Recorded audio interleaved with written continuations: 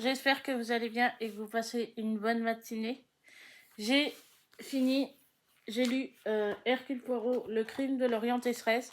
Donc en fait, Hercule Poirot, il va embarquer dans le train de l'Orient Express et il va y avoir un meurtre, un monsieur qui s'appelle Rachette et qui va se faire assassiner. Il va devoir enquêter et en enquêtant, il va s'apercevoir que tous ceux qui sont dans le train sont coupables, sauf, je crois, je me demande si je crois que l'autre, il est aussi coupable aussi.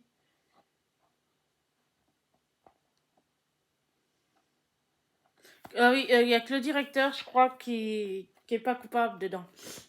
Puisque c'est dans son train et en tant que directeur, c'est à lui que la décision lui revient de les livrer à la police. Donc, il va y avoir, oui, donc j'en reviens à mon truc. Il va y avoir un monsieur qui s'appelle Monsieur Ratchet et à l'époque, il avait tué une gamine. Et Hercule Poirot va enquêter et va s'apercevoir et trouver que à l'époque, Monsieur Ratchet avait tué quelqu'un et qu'il avait, donc quand ils se sont rencontrés dans le train, il avait peur pour sa vie, il avait peur de se retrouver tué et il avait demandé de la protection à Hercule Poirot. Sauf que entre temps, il va y avoir plusieurs gens qui vont se déguiser. Il y a une dame en kimono qui va sortir, il y en a une avec un truc bleu, enfin bref.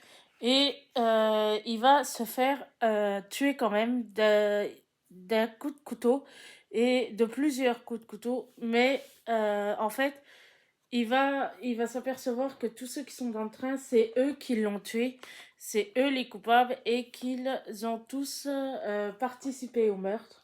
Il n'y en a pas un seul qui a un alibi, il n'y en a pas un seul qui n'a pas participé. Et donc, il va demander à son ami qui fait partie du train, qui s'occupe du train, que c'est à lui que revient le fait qu'il faut les accuser de meurtre. Donc voilà. Celui-là, je l'avais bien aimé, j'avais adoré. C'est le crime de l'Orient Express.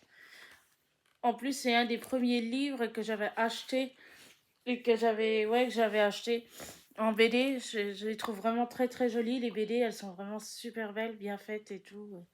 Voilà. Je vous souhaite une bonne matinée et on se dit à bientôt pour une prochaine lecture. Ciao!